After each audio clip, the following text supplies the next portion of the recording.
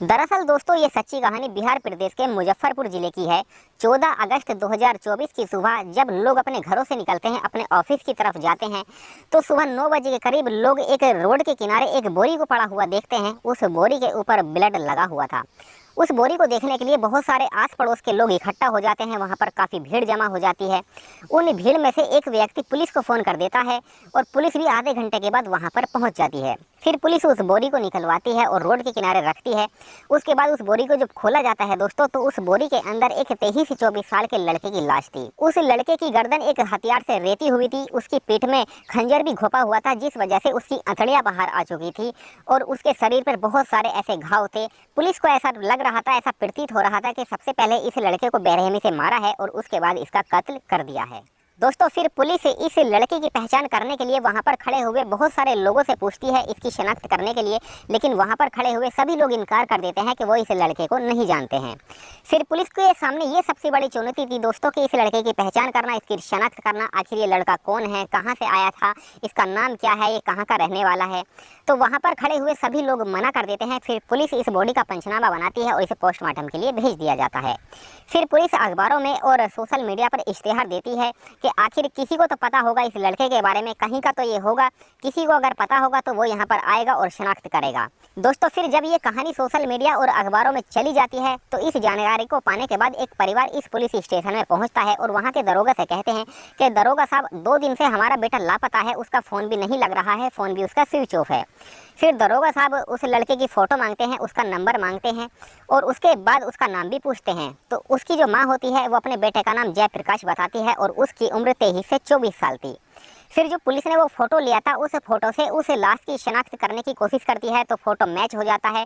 अब ये लड़का दोस्तों कोई और नहीं, ये जयप्रकाश ही था। जब इसके बारे में इसके परिवार वालों को बताया जाता है, तो इसके परिवार में चीख पुकार मच जाती है, लोग रोने लगते हैं। इसकी माँ का रो रो के बुरा हाल था। अब दोस्तों पुलिस के सामने थी ये सबसे बड़ी चुनौती थी कि आखिर जयप्रकाश को किसने मारा था, क्यों मारा था, क्या वजह थी। अब पुलिस जो है जयप्रकाश की बॉडी को इसके माता पिता के हवाले कर देती है। इसके माता पिता उस बॉडी को लेकर अपने घर चले जाते हैं और उसका अंतिम संस्कार कर दिया जाता है। अब पुलिस के ऊपर से ये सारा दबाव आ रहा था कि इस केस को जल्द से जल्द सॉल्व किया जाए, इस केस की जो सच्चाई है उसका पता लगाया जाए कि आखिर ये पूरा मामला है क्या। दोस्तों फिर पुलिस जयप्रकाश की कॉल डिटेल निकालती है, उसकी लास्ट लोकेशन भी निकाली जाती है। उसकी कॉल डिटेल में ये पता लगता है कि जयप्रकाश जो है एक ललिता नाम की लड़की से कई कई घंटे बात किया करता था और अक्सर लगातार उससे बात कर रहा था। फिर पुलिस के सामने ये सबसे बड़ी चुनौती थी कि आखिर ये ललिता कौन है, कहाँ की रहने वाली है, इसकी पहचान क्या है। तो इसकी पहचान जानने के लिए वो जयप्रकाश के माता पिता के घर पे चले जाते हैं। फिर पुलिस जयप्रकाश की माँ से पूछने लगती है। इसकी माँ का नाम रंबा होता है। फिर पुलिस ललिता का फोटो इसकी माँ को दिखाती है, तो जो रंभा होती है वो फोटो पहचान जाती है और कहती है कि ये लड़की हमारे दूर के रिश्तेदार की बेटी है। तो वो कहते हैं कि आपका लड़का इसको कैसे जानता है, कैसे इससे बात करता है। तो वो कहती है कि ये दोनों एक दूसरे से बहुत प्यार करते थे।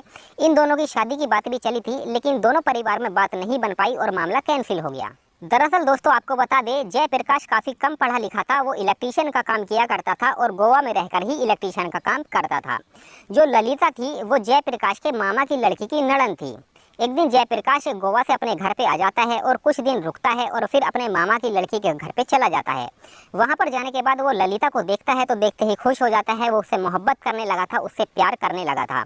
फिर वो अपने प्यार का इजहार ललिता से कर देता है। ललिता भी उसको काफ़ी पसंद करने लगी थी, वो भी उससे मोहब्बत और प्यार करने लगी थी। फिर ये दोनों एक दूसरे से अपना नंबर ले लेते हैं और इन दोनों की कई कई घंटे बातें भी हुआ करती है। जब कभी भी मौका मिलता था तो जयप्रकाश रात में जाया करता था उसके घर पे और ललिता के साथ शारीरिक संबंध भी स्थापित किया करता था। दोस्तों एक दिन ललिता अपने माता पिता से कहती है कि मैं डॉक्टर बनना चाहती हूँ और मैं पटना में रह के पढ़ाई लिखाई करना चाहती हूँ। मैंने सुना है कि वहाँ पर एक अच्छा मेडिकल कॉलेज है। जब उसके माता पिता ये बात सुनते हैं तो वो खुश हो जाते हैं। वो कहते हैं कि ठीक है बेटा, अगर तुम डॉक्टर बनना चाहती हो, हमारा नाम रोशन करना चाहती हो, तो हम चाहते हैं कि तुम वहाँ पर जाके एक अच्छे मेडिकल कॉलेज में एडमिशन लो और वहाँ पर अच्छे से मन लगा के पढ़ो, हमारा भी नाम रोशन करो।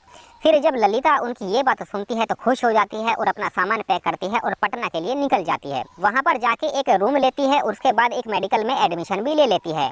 फिर वो वहाँ पर रह के पढ़ाई लिखाई करने लगी थी। अच्छा, जयप्रकाश की और ललिता की वहाँ से ही कई कई घंटे फ़ोन पे बातें हुआ करती थी।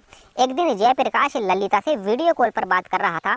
अचानक ललिता के पीछे एक लड़का आके खड़ा हो जाता है और इस वीडियो कॉल को देखने लगता है। अच्छा, जयप्रकाश ललिता से पूछता है कि ये लड़का कौन है, तो ललिता उस लड़के के बारे में कोई ज़्यादा जवाब नहीं देती है। फिर जयप्रकाश को गुस्सा आ जाता है और वो फ़ोन काट देता है। अब दोस्तों यहीं से जयप्रकाश की और ललिता के मन में खटास पैदा हो चुकी थी, इन दोनों की दूरियां बढ़ने लगी थी। दोस्तों कुछ दिन पहले ललिता के और जयप्रकाश के परिवार वालों को इन दोनों के प्रेम प्रसंग के बारे में पता लग जाता है। इन दोनों के परिवार वाले इन दोनों की शादी करना चाहते थे, लेकिन परिवार में कुछ लोग ऐसे थे जिन्हें इस रिश्ते को मंजूर नहीं था, वो पसंद नहीं करते थे, इसलिए रिश्ता टूट जाता है और इन दोनों की शादी नहीं हो पाती है। अच्छा, ललिता ने जयप्रकाश को समझाने की बहुत कोशिश की थी कि जो वीडियो कॉल में ये लड़का था ये सिर्फ इसका दोस्त है और एक अच्छा दोस्त है, लेकिन जयप्रकाश मानता नहीं है। वो लगातार ललिता के ऊपर शक कर रहा था। वो कह रहा था कि तुम मुझे धोखा दे रही हो। दोस्तों जब जयप्रकाश ललिता से मिलने के लिए जाया करता था, उसके साथ शारीरिक संबंध बनाया करता था, तो उसने अपने फ़ोन में कुछ अश्लील वीडियो और फोटो ले लिए थे और अपने फ़ोन में कैद कर लिए थे। फिर कुछ दिनों के बाद जयप्रकाश ने उन वीडियो और फोटो को ललिता के परिवार वालों के व्हाट्सएप नंबर पर भेजना शुरू कर दिया था। फिर जब उसके परिवार वाले ये सब देखते हैं तो देखते ही दंग रह जाते हैं, उनके होश उड़ जाते हैं। फिर वो ललिता से पूछने लगते हैं कि आखिर ये सब है क्या। फिर ललिता जो है अपने बारे में और जयप्रकाश के बारे में पूरी कहानी बताती है। वो कैसे कैसे इससे मिलने आता था और ये कहाँ कहाँ पर मिलते थे और उसने ये सब वीडियो और फोटो कब लिए हैं। अच्छा, ललिता इससे काफ़ी परेशान आ चुकी थी, क्योंकि ललिता की काफ़ी बेइज्जती भी हो रही थी, उसकी काफ़ी बदनामी हो रही थी। इसीलिए ललिता ने अपने परिवार के कुछ लोगों के साथ मिलकर एक खौफनाक प्लान बना लिया था। दोस्तों ललिता ने इस साजिश में अपने पिता और अपने भाई और अपने एक मामा के लड़के को शामिल कर लिया था। वो जयप्रकाश को फ़ोन करती है और उससे कहती है कि मैं तुमसे मिलना चाहती हूँ, मैं तुमसे शादी करना चाहती हूँ और मैंने अपने कुछ परिवार वालों को मना भी लिया है। फिर जब जयप्रकाश ये बात सुनता है तो खुश हो जाता है। वो कहता है कि मैंने तुम्हारे साथ बहुत गलत किया है, तुम्हारे जो वीडियो और फोटो मैंने वायरल किए हैं मुझे उससे बहुत ही शर्मिंदगी है। अब मैं चाहता हूँ कि तुमसे शादी करने के लिए, इसीलिए मैं बहुत जल्द ही आपके घर पर पहुँच जाऊँगा। फिर कुछ दिनों के बाद जयप्रकाश ललिता के बताए हुए एड्रेस पर पहुंच जाता है। ललिता ने उसको अपने मामा के लड़के का मकान बताया था, इसलिए जयप्रकाश भी वहां पर पहुंच जाता है। वहां पर जयप्रकाश के 3-4 लोग इंतजार कर रहे थे। जब जयप्रकाश उसके घर पे चला जाता है तो उसको तुरंत वहां पर दबोच लिया जाता है और एक कमरे में बंद कर दिया जाता है। उसके बाद उसका जो मुंह होता है एक कपड़े से बांध दिया जाता है ताकि इसकी आवाज़ ना निकले, और इसकी वहाँ पर बेरहमी से पिटाई करने लगते हैं। इसके शरीर पर तरह तरह के घाव भी देने लगते हैं और एक धारदार हथियार से इसका गला रेत दिया जाता है और इसकी पीठ में वो खंजर भी घोंप दिया जाता है। कई बार वो पीठ में खंजर घोंपने की वजह से इसकी अंतड़ियाँ बाहर आ चुकी थी। इसके शरीर पर इस तरह से घाव दिए जा रहे थे कि इसकी एक बेरहमी से वहाँ पर हत्या की गई थी। फिर ये लोग इसकी बॉडी को एक बोरी में भरते हैं और एक साइकिल पर लाद के जो है ये लोग एक ऐसे इलाके में लेके चले जाते हैं जो इलाका सुनसान होता है, जहाँ पर ज़्यादा लोग नहीं होते हैं। वहाँ पर ले जाके इसकी लाश को डाल दिया जाता है और ये लोग अपने घर पे आ जाते हैं। दोस्तों पुलिस को अब ये तो पता लग चुका था कि ये हत्याकांड ललिता ने ही अपने परिवार वालों के साथ मिलकर कराया है। पुलिस ने इस केस को खोल ही दिया था। फिर पुलिस जो है ललिता के घर पे चली जाती है और जो लोग इस साजिश में शामिल थे उन लोगों को गिरफ्तार कर लिया जाता है। हालांकि ललिता की जो जयप्रकाश ने फोटो और वीडियो वायरल की थी, उन वीडियो वायरल करने का बदला कहीं ना कहीं ललिता ने जयप्रकाश को खत्म करके ले लिया था। दोस्तों अब इन लोगों के ऊपर हत्या का मुकदमा दर्ज करके इनको कोर्ट में पेश किया जाता है और कोर्ट से इनको जेल भेज दिया जाता है।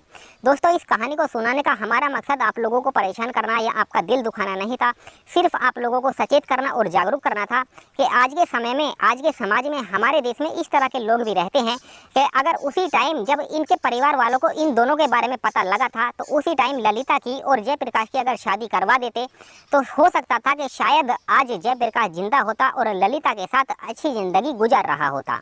बाकी दोस्तों इस कहानी से, इस घटना से आपको क्या सीख मिलती है आप हमें कमेंट सेक्शन में बता सकते हैं। और जितने भी भाई बंधु हमारी इस वीडियो को जहां से भी देख रहे हैं वो इस वीडियो की कमेंट में अपना नाम और अपनी सिटी का नाम जरूर लिखें, ताकि अगली वीडियो में मुझे आपके नाम बोलते हुए खुशी हो। चलिए दोस्तों मिलते हैं फिर किसी और वीडियो में, तब तक आप अपना ख्याल रखें, अपने परिवार का ख्याल रखें और हमेशा सुरक्षित रहे। धन्यवाद।